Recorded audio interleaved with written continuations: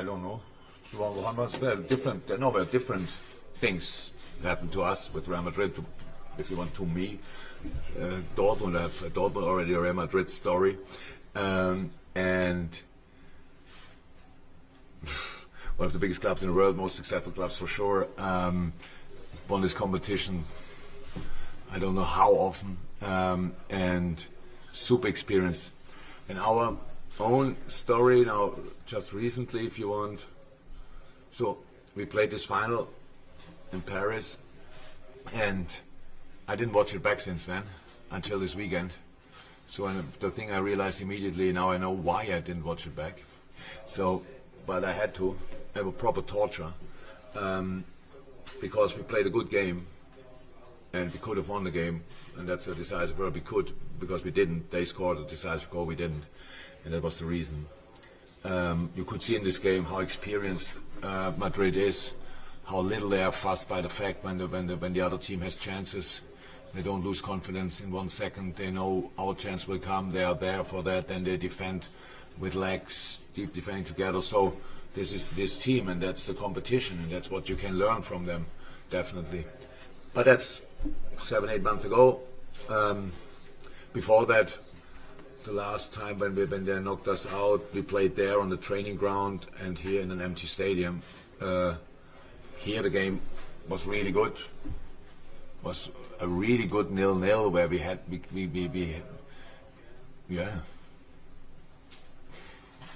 let them run. Let me say it like this: we let them work hard for the money, and that was good. But this is now different teams, same clubs, different teams, different times, and so there's a history.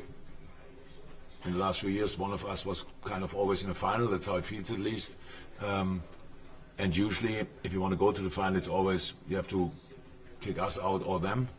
This time we play each other, so let's see who can go through. Just checking team news. How's Darwin? Any chance that he'll be available to play? There's a chance. From all the possible scenarios, apart from being absolutely nothing, that's not the case. We have to see how he can deal with the pain, and when we know that, we have to make a decision. Tom? Yeah, again, obviously it is different teams and whatever, but you got the feeling that you've wanted to play Real Madrid at a full Anfield since 2018, since you lost to them in the final, for them to actually come here and your team to be absolutely firing against them.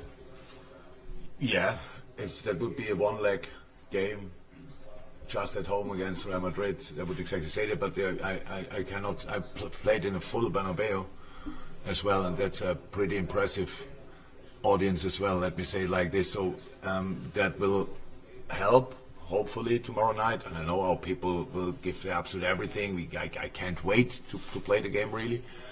But going down to the Bernabeu is a tough place as well to go. So they turned around a lot of things. So we don't even have a lead yet. So that will be really hardest work. But who cares? It's Champions League, and it's how I said, it's one of the biggest games in the world. At least one of the biggest game I ever heard about. And with the recent history with one of us in the final, blah blah blah, and quite successful in the competition, difficult to play against, grinding results out, all this kind of thing. It will be a top football game, and I'm really happy that we can play it now.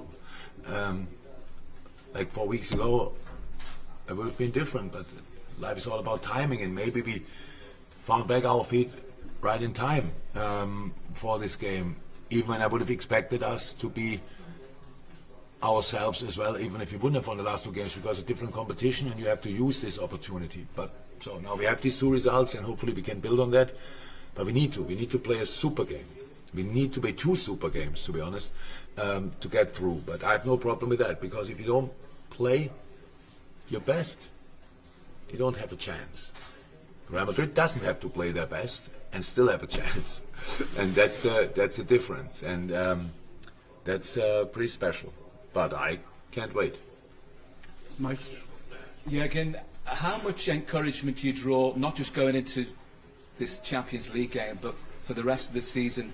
The last two performances and results, Liverpool looked a lot more like a team again. True, I did. but we still have to prove that point. So that's how it is. Now that's a different competition, and whatever we can take. But then after that is Crystal Palace. So we need results.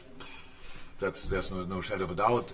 We were already in a similar situation. I don't say performance-wise, but result-wise, we're in a similar situation directly after the World Cup break. I think with the 2 wins, look like now we are there.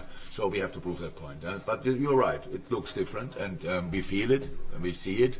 Helps the mood massively.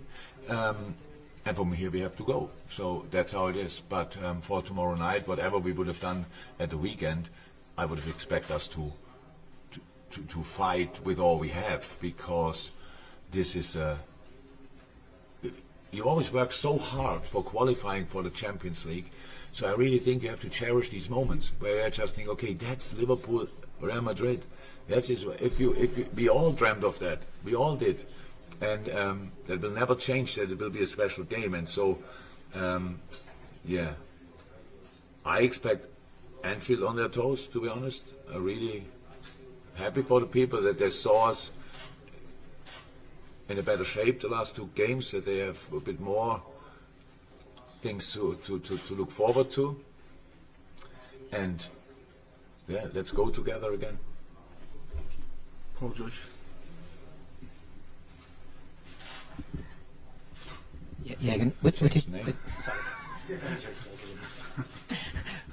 Would it be fair to say Carlo and Real Madrid are probably the ultimate test in European football, given all the experience and everything what you're just saying there?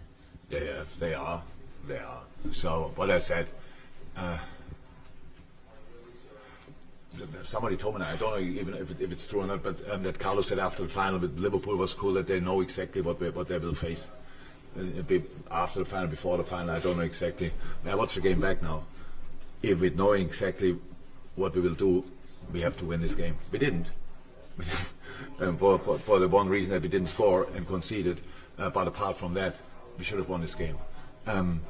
But Carlo is the most relaxed manager I ever met in my life. One of the best people you can meet. Fantastic person, a humble person, super smart and nice. And obviously his man management is a completely different level to all of us. And I respect that a lot, I admire that a lot. And so, yes, with this world-class team, which they were last year, brought in super exciting young players, struggling a bit in the league. I don't know if you can call that struggling, but Barcelona is just a few points ahead. But apart from that, they are always super competitive and super difficult to beat. And so, yeah, this combination is a difficult one. That's true. But I think it makes absolutely sense to try it anyway. Jurgen, did you watch the game on your own? Unfortunately, yes. On your own, yeah. Yeah.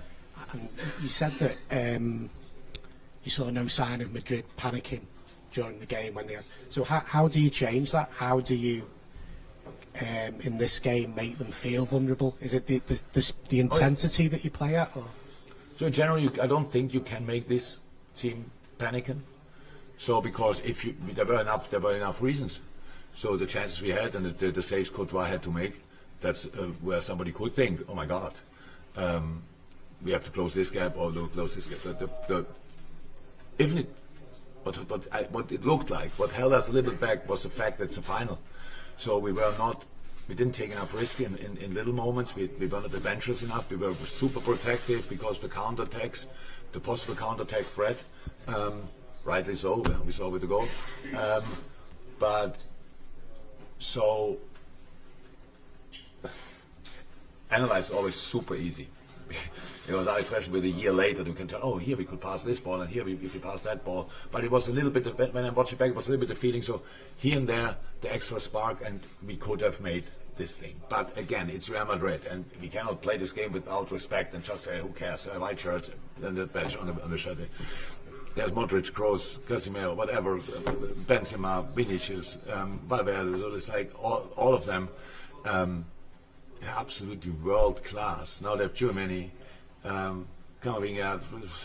It's just it's a really well set up team. So and that's why it's so difficult. But it doesn't mean it's not possible. So we tried it in a final, but in the rounds before, when they played City and PSG, I think both games looked definitely like game over, and it wasn't. And that's their quality. And if you win the competition, some of their players won it 5 times. Yeah, you probably think you own the competition, and they're probably right. I'm not sure, but we do still want to give it a try. We've got a lot of hands up. We won't get through everyone, so I apologise for that. But if we can go to the gentleman in the red, please. Jurgen, I believe you have been following what's happening to Vinicius in Spain, the constant abuse towards him. No. You're not? No. Okay. Some people say that what's happening, there is a factor that an aspect of his game is sometimes provocative, that creates some reaction.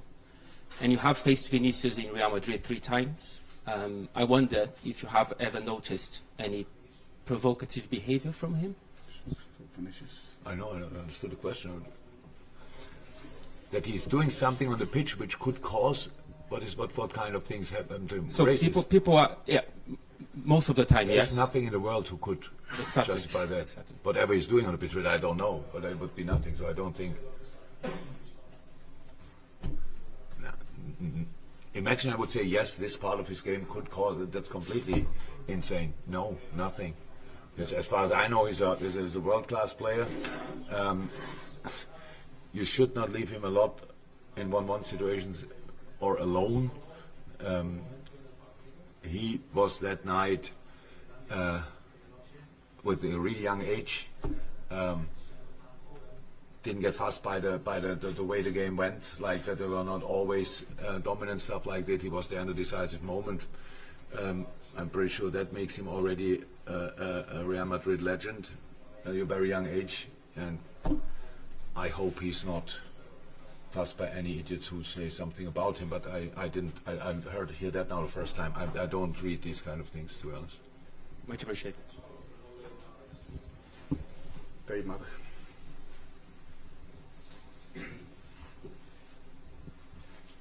Jurgen, when you looked at the game, one of the features when you do look it back is that the atmosphere was so wrong for a final for obvious reasons. And it should be a celebration, but it clearly wasn't, and that affected the whole atmosphere. I just wonder whether you feel it's important that maybe Liverpool fans get the chance to have that celebration in this game at Anfield instead. Look, I don't think we needed the Paris game to make this a special game. So there's a normal sports spill open.